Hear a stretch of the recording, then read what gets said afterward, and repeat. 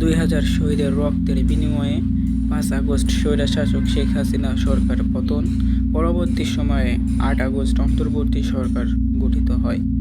হাসিনা ১৬ বছরের শাসনকালে ক্ষমতা এককেন্দ্রিক করার মাধ্যমে গণমাধ্যম, বিচার বিভাগ, প্রশাসন, শিক্ষা প্রতিষ্ঠানসহ সমস্ত বিভাগকে নিজের করায়ত্তে নিয়ে আসে। জুলাইয়ে ছাত্র জনতা সব কিছুকে বৃদ্ধাঙ্গুলি প্রদর্শন করে গণবিপ্লবের মাধ্যমে বাংলাদেশের রাজনীতিতে নতুন সম্ভাবনার দ্বার উন্মুক্ত করে।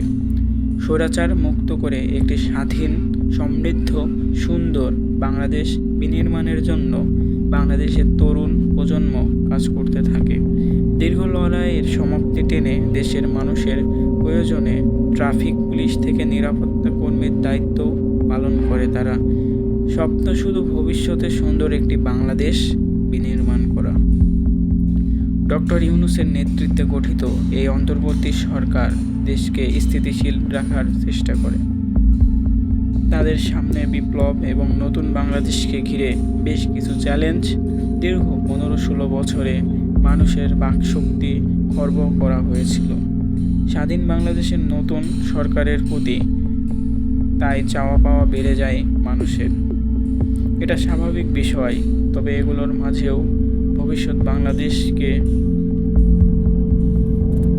সুন্দর, সমৃদ্ধ এবং ন্যায় ইনসাফের ধাঁচে তৈরি করতে হলে বেশ কিছু কাজ করতে হবে এ সরকারকে। রাষ্ট্রীয় প্রতিষ্ঠানগুলোর সংস্কার, অপরাধীদের দৃষ্টান্তমূলক শাস্তি এবং একটি সুষ্ঠু নিরপেক্ষ নির্বাচন। আর জনগণের উচিত এই কাজে সরকারকে সহযোগিতা করা এবং রাজনৈতিক দলের উচিত তাদের বিদ্যমান রাজনৈতিক সংস্কৃতি পরিবর্তন করা। রাজনৈতিক সংস্কৃতির ব্যাপক পরিবর্তন না আনলে আমাদের দেশকে কখনো স্বপ্নের ঠিকানায় নিয়ে যেতে পারবো না। আমাদের রাজনৈতিক সংস্কৃতি এখনও সেই অ্যানালগ যুগেই পড়ে আছে। আমাদের ব্যাপক পরিবর্তন আনতে হবে। হাসিনার পরবর্তী কেউ যেন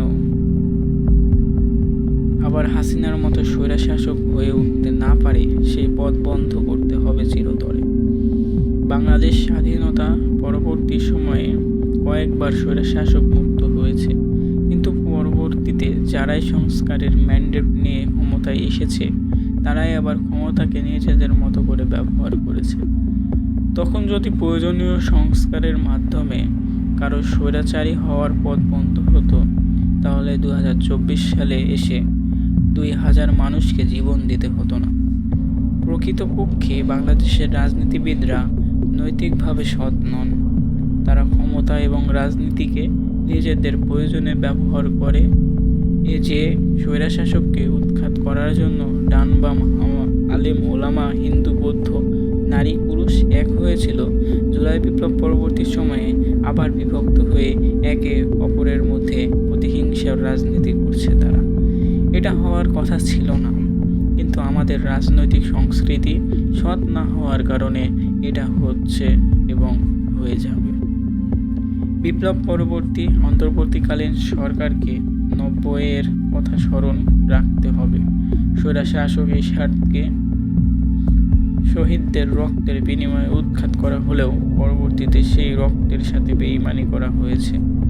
এখন প্রয়োজনীয় সংস্কার করে সেই বেঈমানির পথ বন্ধ করতে হবে, যেন আকার নিজেদের রাজনৈতিক সংস্কৃতির পরিবর্তন, দলের নেতাকর্মীদের মধ্যে হিংসাত্মক নৈরাজ্য দূর করা জরুরি। ইতিমধ্যে বাংলাদেশের রাজনীতির মাঝে আওয়ামী চরিত্র চলে এসেছে। বিপ্লব পরবর্তী সময়ে রাজনৈতিক সংস্কৃতি চালু হওয়ার কথা ছিল ভিন্ন, কিন্তু তার উল্টোটা দেখতে পাচ্ছি আমরা। পত্রিকা পাতায় রাজনৈতিক দলের প্রতিদিনের অপকর্মের ফিরিস্তি দেখলে মনে হয় আবার সেই দিকেই ধাবিত হচ্ছি।